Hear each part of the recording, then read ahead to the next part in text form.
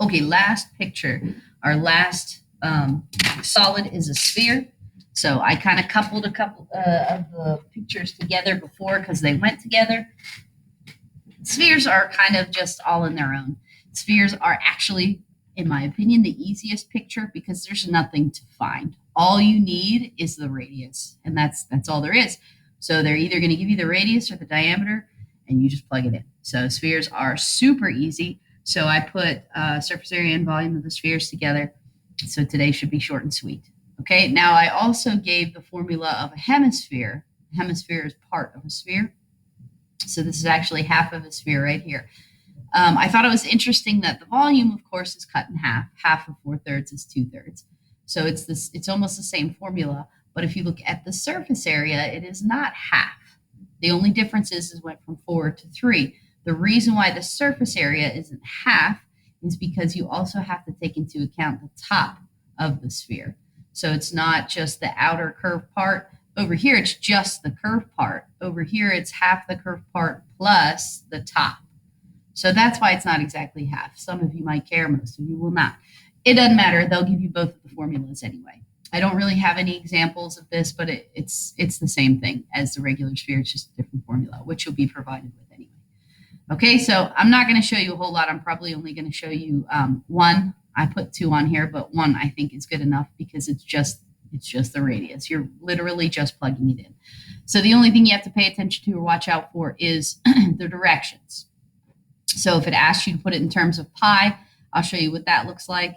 So for my volume, I've got 4/3 times pi times r cubed. So they gave me my diameter is 25. So my radius is 12.5 cubed. Now, if they want it in terms of pi, all you put in your calculator is the 4/3. So you got 4/3 and then times the 12.5 squared cubed. So if they wanted terms of pi, you would be doing something along these lines. So you would give all of this with pi next to it. Or if it asked for the exact answer, that's what they're talking about. They're just talking about don't put pi in the calculator. So if it's normal, like the ones that I give you where you just put pi in your calculator, then you're going to get this and round it to the nearest 10th. Okay? IXL likes it for you to use, and sometimes you'll see it in the directions where it'll say use 3.14. If it tells you to use 3.14, then just use 3.14. So that would be an IXL answer. The most accurate answer is this one in the middle. This is the one I like. So this is what I'll be looking for on the test when you use pi. So I want 8,181.2. And that will be inches cubed. Volume is always cubed. Any kind of area, whether it's just regular area or surface area, that is squared. Okay, so that's the only thing you really have to watch out for is just pay attention to your directions. All right, the other thing is the surface area. So surface area is 4 pi r squared. So it's going to look like that. All I got to do is plug it in my calculator. So 4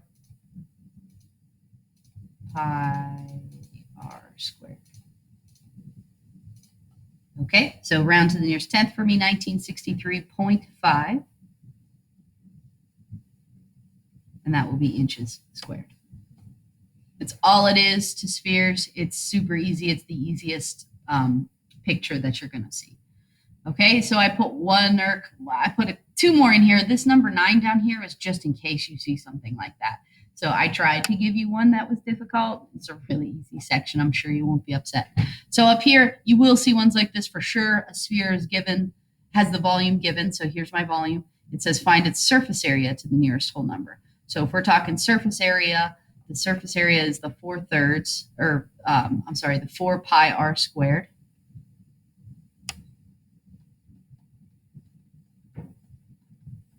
So all you have to do is plug in what you know. So they gave me that volume.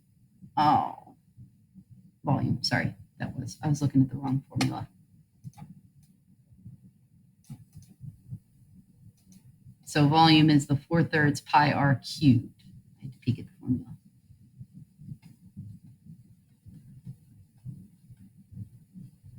Okay, so with that, all I'm doing is plugging in the 14,000 130 in for the volume because that's what they told me the volume was. So I've got 4/3 pi r cubed. They're asking you to find the surface area to the nearest whole number. So to find the surface area, I've got to find the radius first. Once I have the radius, then I can plug it into my surface area formula, which looks like that. I'm pretty sure. Yes. Okay, so let's find the radius. So to find the radius, you can do it a couple of different ways. It's up to you. It's multiplication. So what you can do is you can times those two things together and then divide. You can times by 3. If you times by 3 on both sides, it makes the fraction go away. It's however you want to do it. A lot of people I know don't like fractions. So if you want a fraction to go away, all you have to do is times everything in the equation by the denominator. Makes the fraction go away, makes life a little easier. Okay, so I've got 14,130 times 3. That's going to give me 42,390. And then it just looks a little better without the fraction. Okay, so the next thing I'm going to do is I'm just going to divide by the 4 pi. So like I said, many different ways to solve for this. If you just divide by 4/3 pi, I'm going to caution you to be very careful and put parentheses around your fraction.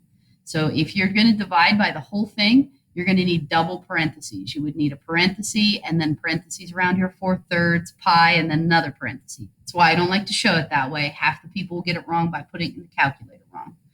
So this, to me, is the easiest thing. Get rid of the 3. Then it just looks like a normal equation. You can divide by 4 pi.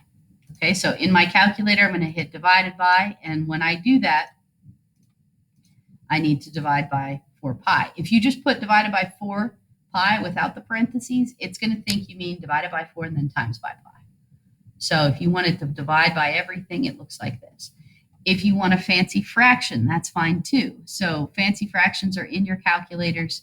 I think it's, I have to look to remember where the fancy calculator or the fancy fraction is, but they'll let you type in a top and a bottom of that. So I can't really remember what it is, but I'll tell you in one of the future videos.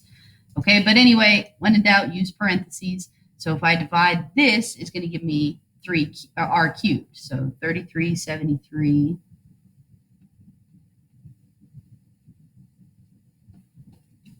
So what was it? 3373, 2890.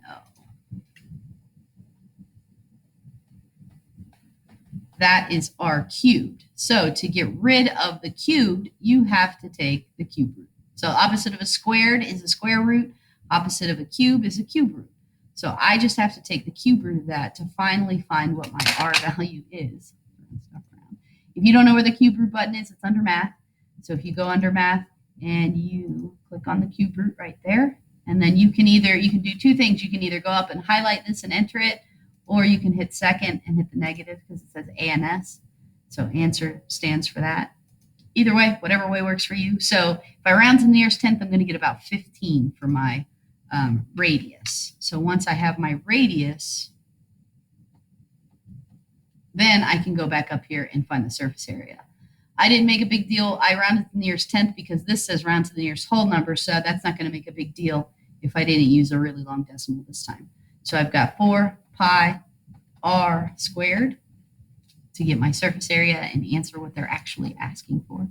So 4 pi, and if you want to be super accurate, you would do this squared. Okay, rounding to the nearest whole number. The nearest whole number is going to give me 2826 because the 4 won't round it up. So 2008.26, and we got feet. So this is going to be feet squared. So that's probably one of the hardest things you'll see of the spheres is how to figure it out when dealing with the volume with that fraction. So just be careful with your parentheses. You're going to want to put parentheses around this when you divide. So it'll divide by the entire 4 pi. Or just times it all together. That's the other thing. You can just times 4/3 times pi and get some decimal and then divide by it. That's probably the easiest as well. Okay, and then the last one, I think it's the last one, yeah. The last one, it says use the given circumference to find the surface area. So surface area, again, looks like this, round to the nearest tenth. So I've got the circumference. Circumference you have to remember, because I'm not giving you those formulas on this test, because that was from last unit. Circumference is pi, diameter. Some people say 2 pi r, same thing. Okay, so pi diameter is my circumference. So that's going to help me find my diameter. So if I want to find my diameter, all I got to do is take the 9.25, and I'm just dividing it by pi. So this is my diameter. Remember that we want radius, because we're dealing with radius for your surface area. So since that's my diameter, I'm going to divide that by 2, and that's going to give me about that. So I'm going to use a couple decimals for that, because the next one wants rounded to the nearest 10. So I'm going to use 1.4722. And that's my radius. The reason why it's a 2 is because the 8 would round the 1 up to a 2. So give yourself 4 decimals. You're going to be much more accurate if you do that. Okay, so now I've got my radius. I'm going to plug that in over here.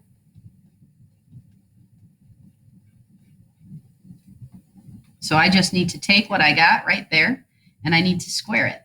So I'm just going to square it. That's going to give me the entire answer. So it's going to be super accurate. And then I'm just going to be timesing it by 4 pi.